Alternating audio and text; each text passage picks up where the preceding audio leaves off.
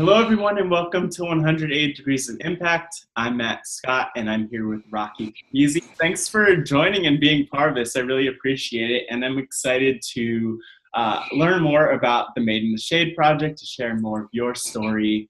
Just to start out, I would love if you could talk about how do you introduce yourself to people? I know that you have a lot going on. So. Yeah, I guess that's called a multi-potentialite. Yeah, I saw a TED Talk about it the other day. So I am a violin, viola, guitar private instructor, and also a mental health advocate. And so if you want to learn music and you got problems, hi, my name is Rocky. I'm here to help.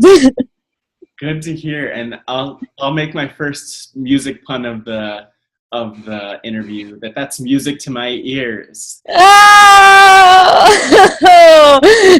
How does the music side of things and the mental health side of things all tie together in how you spend your time? Music is therapy. It's a form of therapy for me, and I always, tell my students, like, relax, music is therapy. Like, there's no reason, why, this part of you should be tense, or, like, you shouldn't stress. This is just music. Music, it's supposed to help you.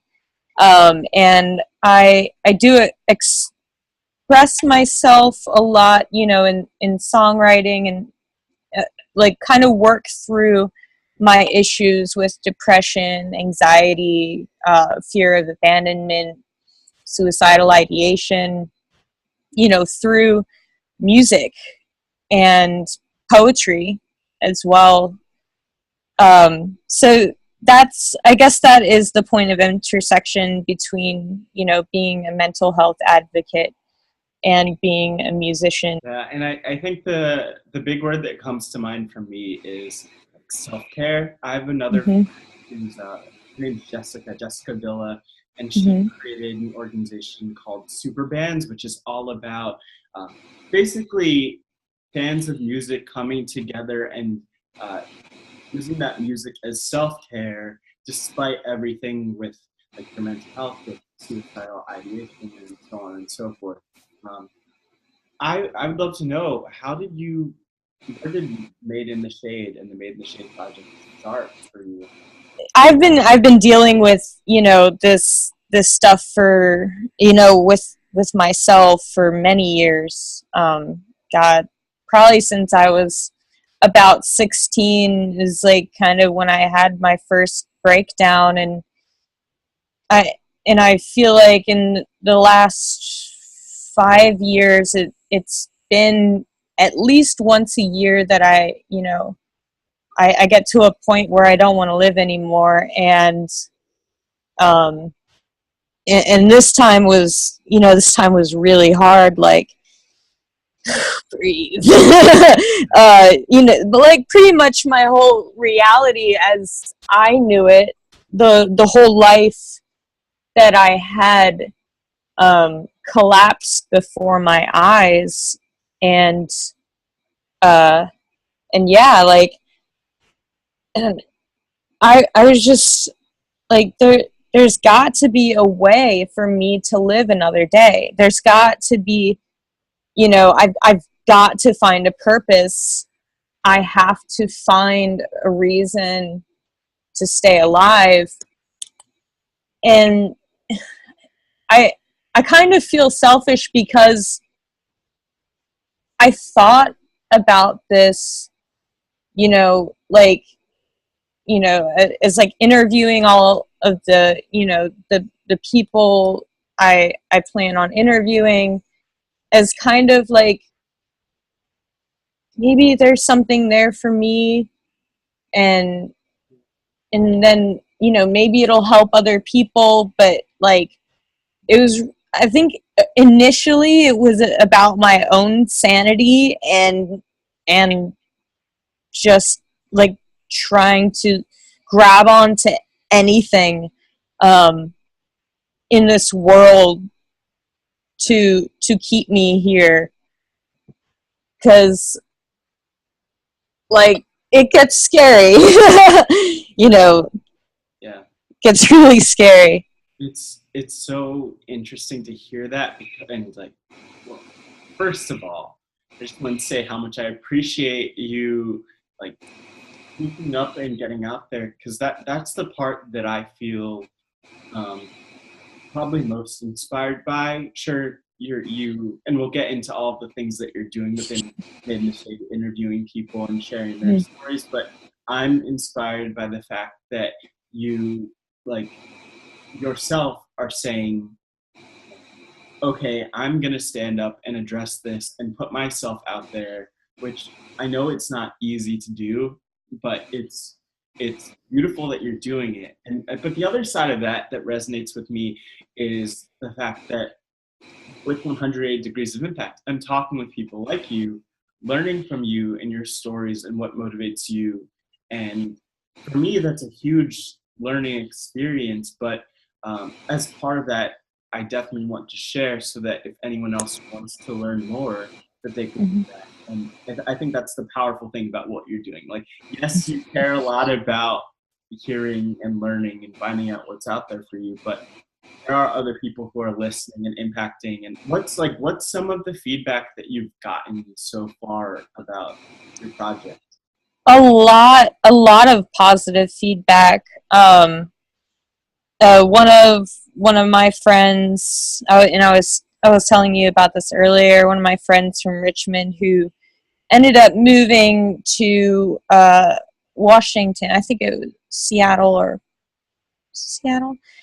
Anyway, he was having like a really hard, mental health day, and he was like, man, I'm about to go to this picnic, and I'm so like anxious, and I just keep watching your videos over and over instead of chugging whiskey. And I was personally, like, I was bowled over. I honestly, I didn't know that, it was having, this positive impact on people, in a very real way. Like, we all see like the inspirational memes, and you're like, get out of here with that. At least if you're like me, I'm more of a nihilist memes person. But like, I mean, and he ended up having a great day, at this picnic, and also like it it's a like it's allowed me to open my doors to people who are struggling, like, in a moment that they feel as if they can't escape from it. Whether it's on my personal Facebook page or in Made in the Shade projects, it's out there. It's a resource. Like, I was messaging a friend last night. He's like, can you know can I talk to you? Like, I'm really depressed, and ended up like just calming him down and helping him find his serenity, and like, you know that kind of thing. Lots of positive feedback, and I'm very thankful for it. Very thankful. Yeah, and I mean, I'm sure that from what you were saying clearly, that those people that you've heard from and that have reached out are obviously very thankful for what you're doing. I think it's so cool what you're doing, for many reasons. Not only because of the bravery and the courage that it takes to do it, but because from a different angle, for like that one person who's watching the videos or who's reading your posts or whatever it is, like, that's, like what you're doing, and you are almost like an emergency button for them, or like another resource for them. Like, you know I, one thing that I've heard and read a lot about and seen a lot about is how, when it comes to like mental health, oftentimes like if people like want, or I'll say specifically when it comes to like suicidal, ideation, that it helps when someone has like someone who's there or something there as a resource to help them get through and help them get to the next day. And clearly a lot of what you're talking about and focused on is about that, like encouraging people to think about what it takes to get to the next day, which I think which I know is really powerful. And that's it. Like, just get to the next day. We'll figure out tomorrow, because you don't, we're already overwhelmed with life, and our futures seem so chaotic and uncertain at times. And, all you got to do is figure out how to get through this day.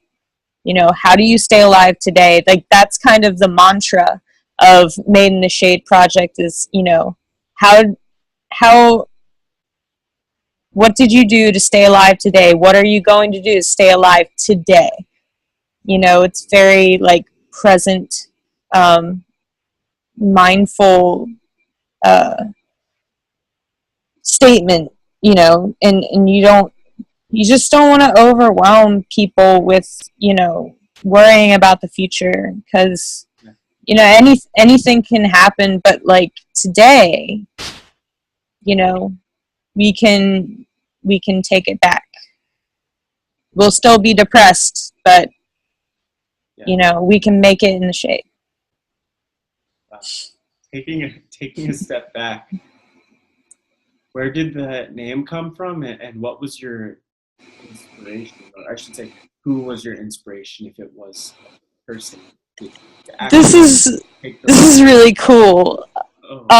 So one of my favorite singer songwriters is Cat Power, and she has this one lyric I love so much.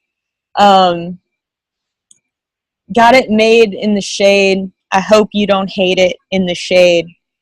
And then like I got to thinking, like we suffer, from whatever mental illness, and it's kind of like having this dark cloud, following you around, whether it's like back here or whether it's directly over your head. Like the cloud is always there. Like it's it's imminent, and there's, so in spite of that cloud, that looms over our head, or is inching closer to us, we as people who battle with mental illness have to learn how to make it in the shade, how to make it in spite of our brain chemicals being completely out of whack, and and love ourselves for who we are. Love our dark as much as our light, because it's like we're always going to have to fight that battle. We're always going to have to deal with it, in our own ways. And that's another thing. Like I want to interview all these people, because they're going to show other people how to cope with what they're going through. They say, hey, that kind of sounds like me. Maybe I can, practice, doing something like that, to make life a little bit easier for me. I'd love to know, you mentioned interviews, and I saw the interview with Nigel, which like I think I stumbled upon it on the Facebook page, and then I watched it, and I watched the whole thing, and I would really love to hear from you the backstory of that. Why does someone choose to do an interview with Made in the Shade, and just anything else you have to share about that interview and some of the others that you've done? Nigel is a very brave person who, he accepts he is the way he is. And he was very, very open during the interview, which, you know, was really awesome. People, you know, people want to, they, they want to be a part of something that may help someone like them. People also, you know, it is therapeutic to, you know, to get it off of your chest, to, you know, like to have your story heard. You know, like every single person that I interview is very important, because they they are the reason why the good is happening for this project. Like they are the change, you know. And when we start stepping up, and we destigmatize, and you know, people want to be a part of something good, and they also, like, you know, they want to help people like them. I think it's so important to recognize like the pain that's there and to recognize that the world isn't perfect. And so that's why when I was like watching those videos, it just occurred to me like, wow, this is something that more and more people have to see. And because it's so honest, I really see it catching on and hope it catches on. Me too. I think you know, I would love to also know, um, what are your hopes? What's your vision for Made in the Shade? I know that it's early on in what you're doing, but I'm curious what you what are some of the things you want to accomplish going forward? So I want to do some really active stuff. First, you know, in every city, you know, that I go to, or where I can, you know, create, like, interview people, I would like to create networks of people, as kind of like, you know, a mental health support system for people, comprised of people who understand what that means. And so it kind of like a peer, social network of, you know, made in the shaders. um, and also I would like to, organize, you know, in the cities I visit, the, you know, the interviewees or whoever wants to come out, but like just like a mental health day, you know, with, you know, just low budget, like rent a passenger van, you know, rent some tubes, and like you just have like a few hours on the river, like something, you know, that will lift our spirits, and also serve to like make some new friends, you know, get a buddy, whatever. Another tier of Made in the Shade that I'm trying to get started is volunteering, because it's being grateful and being kind, you know, in your community is a great way to release serotonin and dopamine, which, like, sometimes, you know, is kind of hard to come by with our brains. And it's a win-win situation right there. Like, I want to figure out ways that not only will help us, you know, get through and find value and meaning in our lives, but also help the world around us. So I would like to organize chapters, for Made in the Shade of volunteers, people who help out in, various communities in different ways. I and this might be really far off, but I am working on gaining a nonprofit status for Made in the Shade, so people can write it off their donations and stuff. And what I would really love to do, and like I said, this may be a little far off, but I would love to start a fund for people who can't afford mental health care. Pay for therapy visits, pay for medication, and that's like, I was watching this like poetry slam of Neil Hilborn. He was talking about his friend Joey, like Joey didn't have the money, like his parents had the money, therapy sessions were $75, and it took many therapy sessions of $75 to get to the one that would save his life. And with how our current system is, we're losing ground in mental health, and there are so many people who just like, they can't afford to talk to a therapist and work things out, and they can't afford their antidepressants, antipsychotics, whatever they need to level out.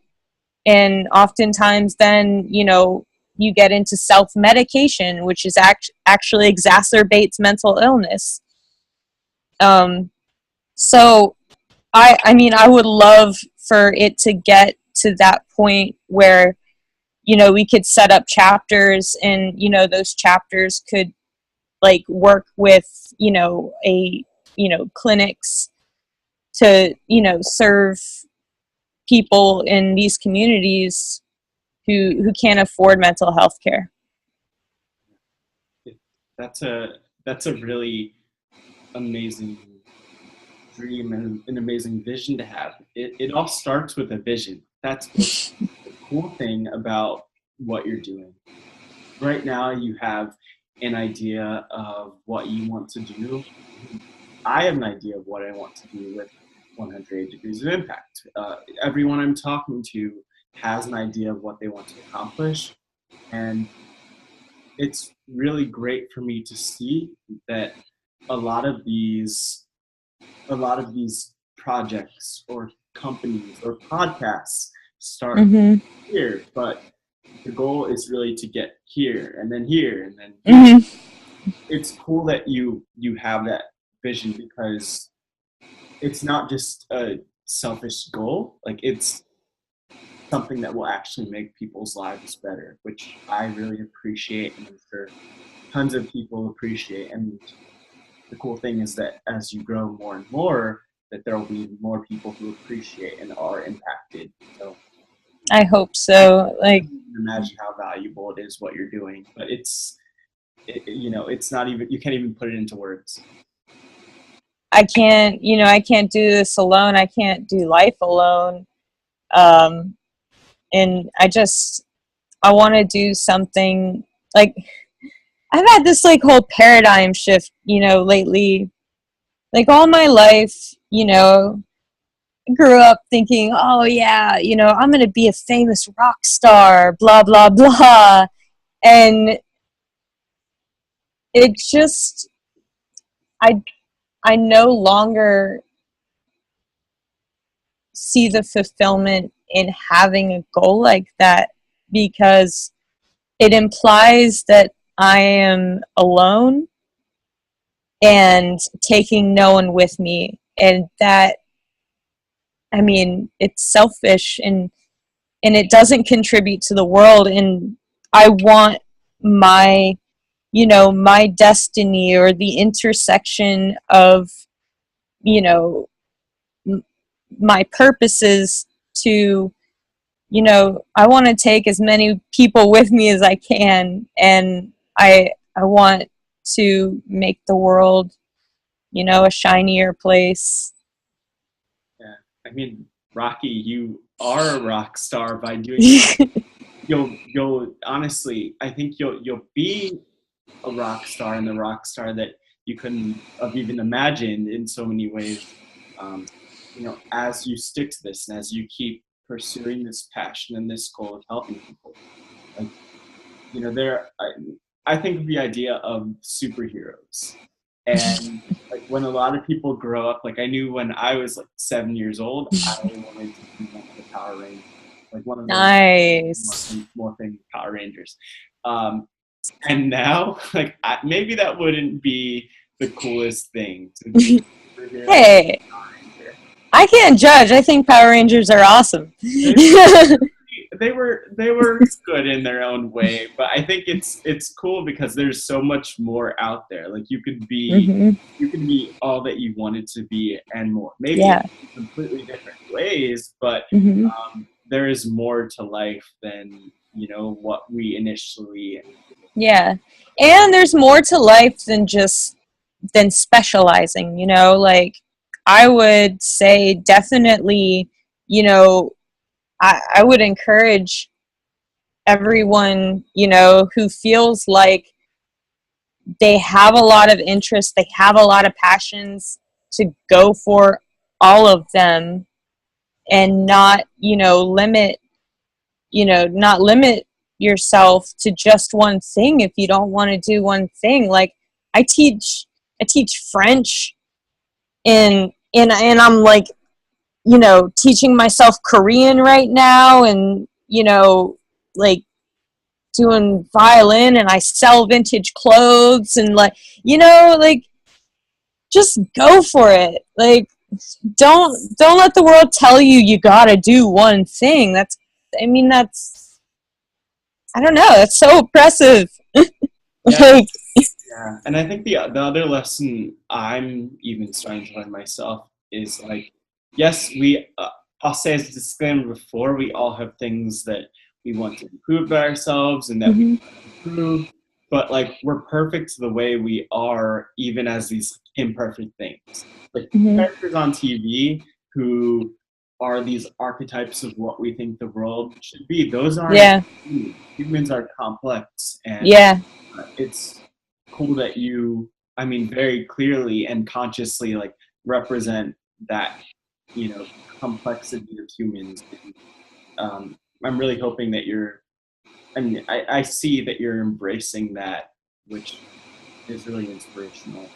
you're making me feel so good about myself. Stop I mean, it. you deserve to feel that. I think that's the thing. Like sometimes people, even for me, it just takes like taking a step back and having conversations with people and reflecting on who they are and what they do. Like it's funny for me because through 180 Degrees of Impact, I'm talking with people who like I think are awesome, but like they don't even realize how awesome they are all the time. And like I'm happy to point it out because really like there are people like I think back to what you're doing, like Nigel's a great example where he's awesome. Like I knew it immediately watching because he was sharing his story in such a brave way. I do not know that many people who would be that brave, and like it might be scary and you might feel vulnerable and imperfect and like, you know, what, however those negative feelings are and those negative perceptions are, but there's a lot of beauty in that. It's not always readily visible, but like I think everyone has something beautiful about them. Yeah. Or a lot of things beautiful about them one way or the other. They just need to like, for me it's like a shift of perspective. Many of us suffer from what is called imposter syndrome. Yeah. You know, like you can be in a room full of people and just feel so underqualified, and, you know, so like you know, just like, oh, you know, look at them, like they're so much better than me, or like they got their stuff together, when you really don't know. And I mean, I'm 120,000%, you know, guilty of imposter syndrome. You know, I'm easily, you know, just like, oh, you know, like this person's so awesome, and you know, I forget that, you know, hey, so am I, and you know, so are you, and like I think it takes it's almost a sort of like brainwashing that you have to do on yourself to, like, you know, like reset and like realize like, hey, I'm valuable, I'm worthy. I relate to that a lot too. For me, I mean, I'm sure it varies for like whatever I'm working on, but like sometimes it's just as easy as taking that first step. Like one piece Mm-hmm. of advice I've gotten, not just for me, but advice that people who start things have for other people in general is like it doesn't need to be perfect. You just need to take that first step. Yeah. For instance, for me, it's as simple as okay, you just need to like reach out and schedule an interview with like someone and make sure that you Mm-hmm. always have these interviews scheduled. And Mm-hmm. you know, that's the big first step for me, even if I'm not totally sure, you know, like how it's all going, how I'm getting the word out. It's as important as like taking the first step. And I'm so glad that I have these conversations. Mm-hmm. But imposter syndrome is a thing and it's hard to get over. But I'll just reiterate that I think it's as simple as like taking a step. I think, you know, just to get to my really my last question, and I like to say my favorite question, and my final one. If your life, if your life story were a book or a documentary, what would the title of that be and why? uh, See, I didn't really think this one through, so I'm just gonna like go out and say, crazy mixed up kids, colon, can we not? That's just how, you know, I feel like we're, you know, we're on the island of misfit toys here, and you know, I would much rather not, but I have to, so I am. Wow, Yeah. that's deep, and that's just like succinct, and that's the way that yeah. Wow, life isn't perfect. No, That's no, it's not. but I mean not to pull like one of those random inspirational posters out of the way, but Oh, just do it. it's about learning to dance in the rain, like Hmm. in a lot of ways.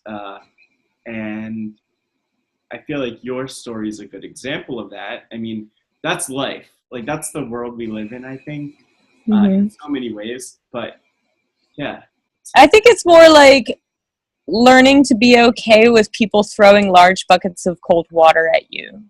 is that the title of the sequel of the second?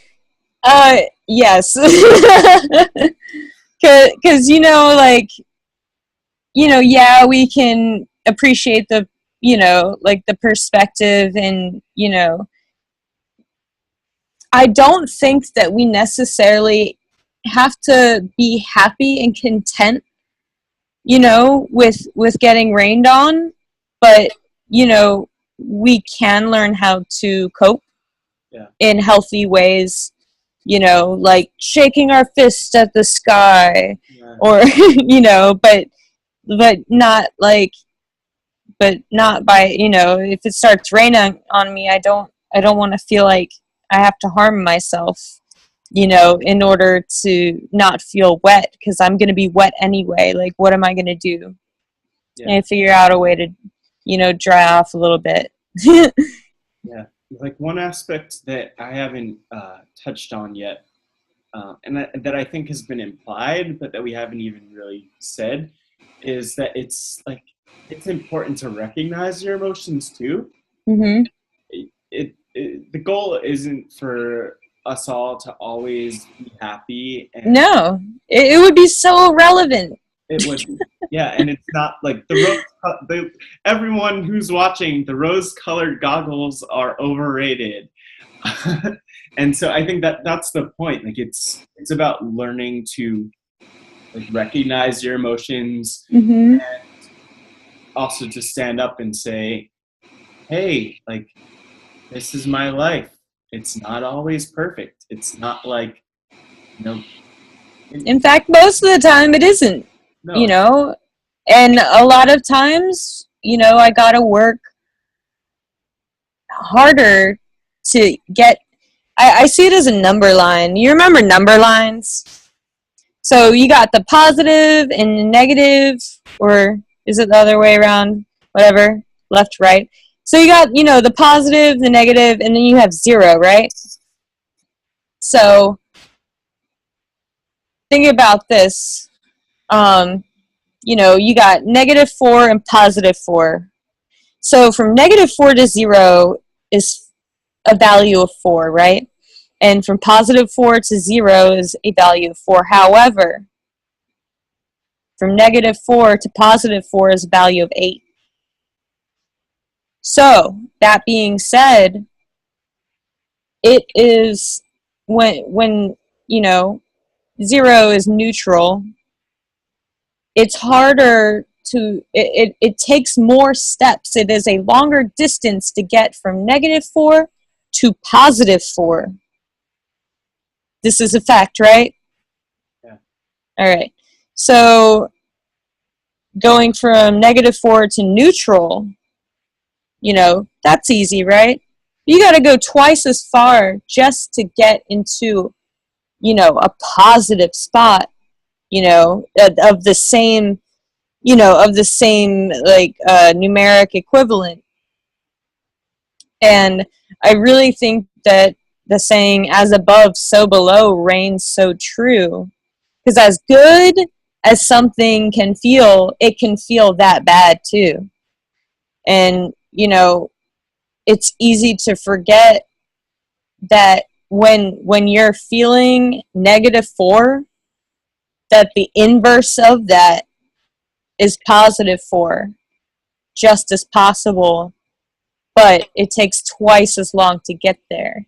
It's twice as far away in distance, you know, and like it's okay if you're like -2, or like it's okay to be neutral. It's okay if you never hit +2.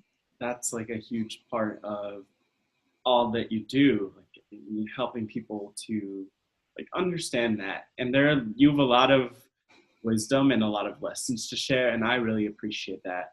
Uh, I'm curious, where could people find you, find Made in the Shade on the internet? Like, what are some of the links and the pages that they should follow and check out? Well, we definitely have a Facebook page, which is, you know, Facebook/Made in the Shade Project. Easy peasy lemon squeezy.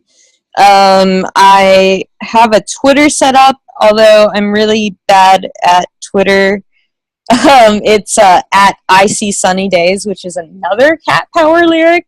I'm obsessed. And I have a YouTube channel. Although I've heard reports that YouTube is dying, but I won't believe it until it's actually dead. That's okay. Awesome. So people could check out where to find you. And for anyone else who wants to stay in touch with 180 Degrees of Impact, you could visit www.lets.care, facebook.com/letsyoucare, @letsyoucare on Twitter. See, it's hard to remember all of the links that you have to. I'm impressed. You just make them the same thing, and then it rolls off the tongue, and it's like practice. Practice makes perfect, almost. But thanks, Rocky, for. Thank you so much. Yeah, it was great hearing from you, and for everyone who's watching, until next time, keep impacting.